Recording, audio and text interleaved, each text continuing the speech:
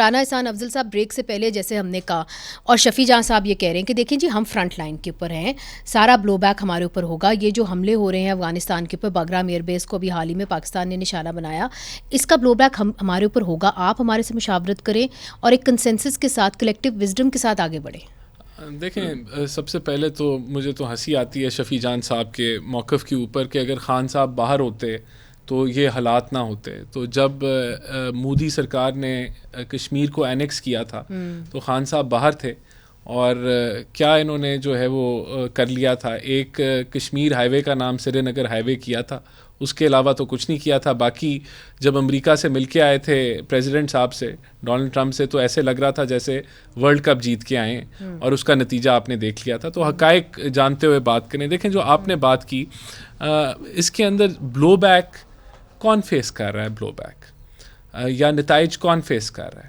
وہ تو افواج پاکستان فیس کر رہی ہے شہادتوں کے ذریعے, وہ تو پولیس فیس کر رہی ہے شہادتوں کے ذریعے.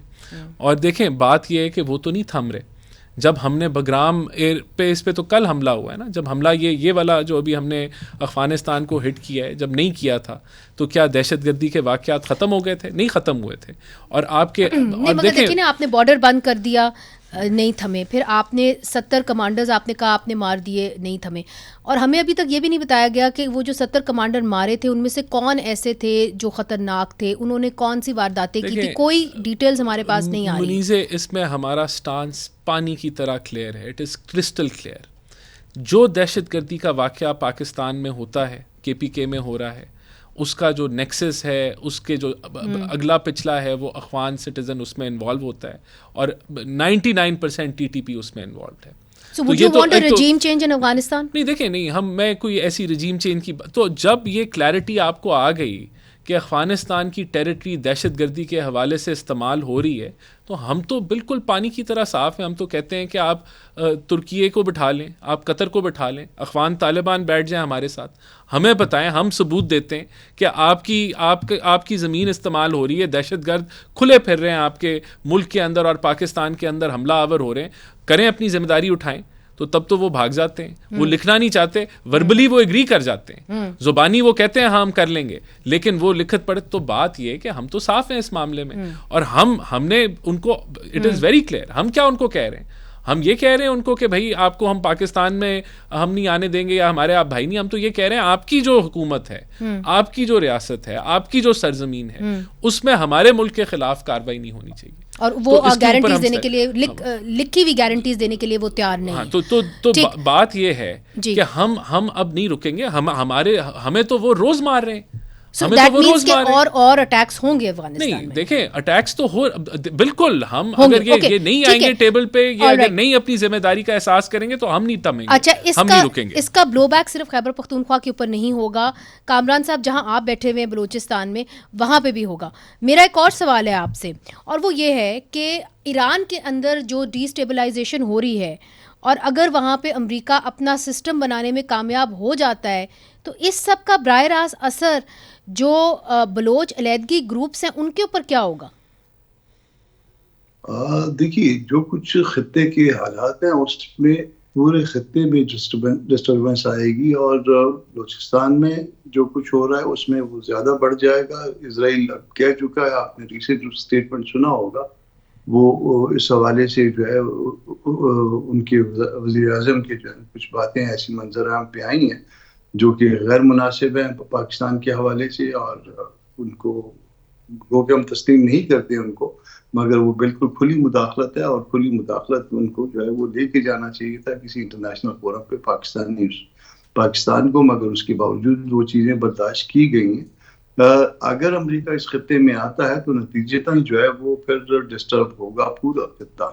اور ہمارے یہاں جو ہے نا دو صوبوں میں اسپیشلی بلوچستان میں جو ہے وہ زبانوں کی بھی جو ہے نا وہ آپ دیکھ لیجیے, زبانیں بھی آس پاس دونوں طرف ملتی ہیں, خیبر پختونخوا کی اور بلوچستان کی پشتو سپیکنگ کے حوالے سے, اور اس طرح ایران اور پاکستان میں بلوچ دونوں طرف ہیں. اس حوالے سے جو ہے نا یہاں پہ ڈسٹربنس مزید جو ہے نا وہ پیدا ہوگی. پھر یہ بھی جو ہے نا وہ کہا جا رہا ہے کہ علیحدگی پسند گروپس مزید مضبوط ہوں گے یا کمزور ہوں گے؟ مضبوط ہوں گے جناب وہ, کیونکہ پھر وہ خطے کو جو ہے نا, جب اگر ایران میں اگر امریکہ خود آگے موجود ہوتا ہے تو اس کا نتیجہ یہ ہوگا کہ وہ یہاں پہ علیحدگی پسندی کو پروان چڑھائیں گے. وجہ اس کی یہ ہوگی کہ ایران کو مزید خراب کرنے کے لیے وہاں پہ بھی وہی فارمولا استعمال ہوگا, اور وہ فارمولا جو ہے نا وہ ایک مخصوص جگہ کی حد تک نہیں رہے گا, وہ الٹیمیٹلی پاکستان کی حد تک بھی آئے گا. کیونکہ اگر آپ ایک تھیوری دیتے ہیں تو وہ تھیوری جو ہے وہ کسی خاص ملک کے لیے نہیں ہوگی, وہ ایک لینگوسٹک گروپ کے لیے تھیوری ہوگی, اور لینگوسٹک گروپ کی جب تھیوری ہوگی تو وہ پھر لینگوسٹک گروپ ہمارے ہاں دونوں طرف, لینگوسٹک گروپ جو ہے نا وہ خیبر پختونخوا کے حوالے سے بھی یہ ایشو موجود ہے اور بلوچستان کے حوالے سے بھی یہ ایشو موجود ہے, اور اس کا نقصان جو ہے وہ مزید دہشت گردی اور مزید جو ہے نا اسٹیبلائزیشن کی صورت میں جو ہے نا وہ آپ کے سامنے آئے گا. یہ آپ نے بڑی دلچسپ بات کی ہے شفیع جان صاحب. آپ نے کامران مرتضیٰ صاحب کی بھی بات سنی ہوگی, انہوں نے لنگوسٹک حوالے سے بھی کہا ہے کہ دیکھیے ادھر بھی اس حوالے سے بھی فشرز بن سکتے ہیں.